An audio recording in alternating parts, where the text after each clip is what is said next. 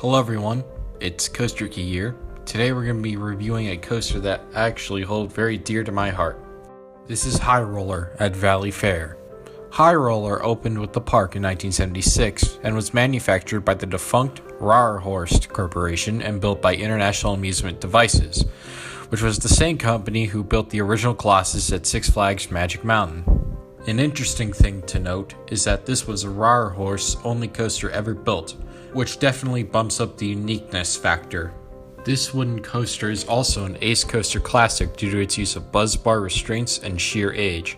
The ride is 70 feet tall, reaches a top speed of 50 miles per hour, and is about 2,982 feet long. I personally got 2 rides in on it, both of which were in the front seat in 2015, which was a while ago, so I might forget some stuff, but generally, I still remember both my rides. The ride is definitely on the older side, with some TLC from the park it's at. With some much needed repainting and retracking, we can hope more work is done in the next few years, as this ride has been known for having a very worn out structure and paint job. So getting in on the ride itself, we roll out of the station and make a hard right into the lift hill. Once we're at the top, we go into the first drop. You come out of your seat a bit before you valley out and rise up onto the first hill with the small floater pop. You then drop down and get a bit of laterals at the bottom as you enter the turnaround. Once you're around, you will go over a trim and drop into this great airtime buffet where you'll get some decent airtime on each hill back to back. Once you're done with that, you'll go over another trim break before going left, and then finally going to a light floater hill before making a final left turn into the final brake run.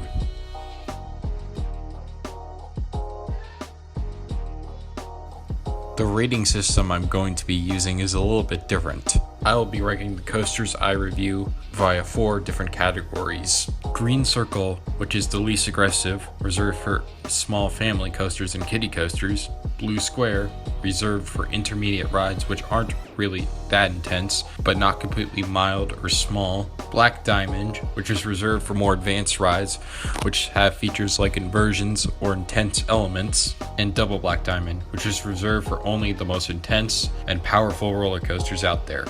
Overall, this is a good ride with decent airtime and a classic buzz bar restraint. It is very good for what it is and is often overlooked and brushed aside as a basic old family wooden coaster.